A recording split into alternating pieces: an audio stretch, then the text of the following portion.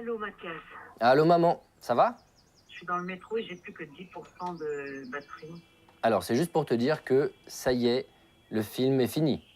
Alors Irène, on est là pour parler du film La sociologue et l'ourson que nous venons de voir, qui est un excellent film. Je voudrais que vous nous le résumiez en quelques mots pour que demain nos auditeurs puissent aient envie d'aller le voir. C'est d'abord la chronique d'un débat national, 9 mois de gestation législative très dure entre septembre 2012 et mai 2013 sur le mariage pour tous. Donc on revient sur cette année qui a été une année de combat, de débat et aussi d'homophobie. Il faut rappeler que c'est une année pendant laquelle on a enregistré plus de 40% d'actes homophobes de plus, donc une année très paradoxale puisqu'elle se termine quand même par la victoire des gays et des lesbiennes, par l'intégration au cœur, on va dire, de nos institutions, le mariage, la filiation, au cœur du pacte républicain. Et cette victoire a été très difficile. C'est quand tu me faisais parler de ma famille, non? Ouais, quand tu me parlais de ta grand-mère, de ta famille, mais aussi de plein d'autres choses, des évolutions du mariage, des couples homosexuels, de comment on fait les enfants. Pourquoi, du coup, la femme que vous êtes, qui est aussi donc la femme d'un homme qu'on voit, Oui. la mère du fils qui participe, avec qui vous dialoguez, et la sociologue, pourquoi cette femme s'est autant investie pour le mariage pour tous? D'abord parce que je me suis investie depuis 20 ans pour les droits des personnes LGBT. La raison, au départ, elle tient, comme ça arrive souvent, à une expérience personnelle. En 1990, j'ai passé des mois dans le service des maladies infectieuses de l'hôpital Bichat. Mon mari était hospitalisé. À l'époque, il n'y avait pas de trithérapie. Toutes les personnes qui étaient là allaient mourir du sida. Oui.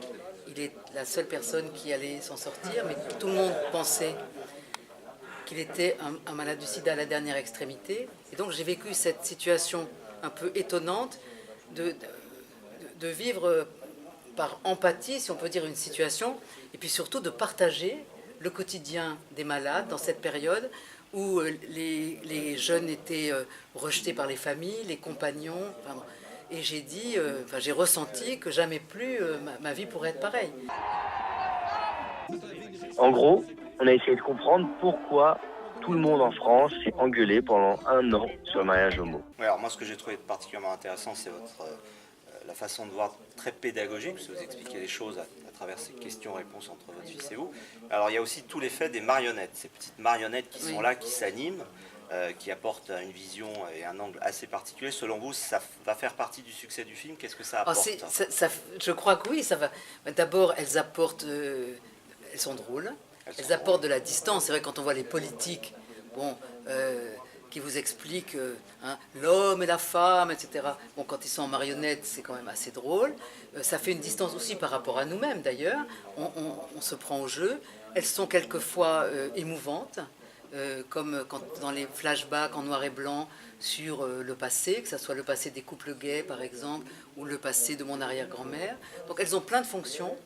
Elles ont aussi qu'on entend particulièrement les voix des différents protagonistes, en particulier à l'Assemblée nationale, Tout à fait, oui. ou dans les débats télévisés. Et tout ce que vous avez filmé avec moi? Vous avez quand même suivi pendant des mois partout? Oui, on te voit aussi en vrai, avec les politiques, dans les manifs, sur les plateaux télé. On va à l'Assemblée, mais aussi à la maison. On voit papa. Ah là là. D'ailleurs, moi aussi, je suis devenu une peluche. En tout cas, nous, chez Garçon Magazine et chez Quick, on a adoré. Donc on vous invite à tous aller voir le film La sociologue et l'ourson, demain en salle dans toute la France.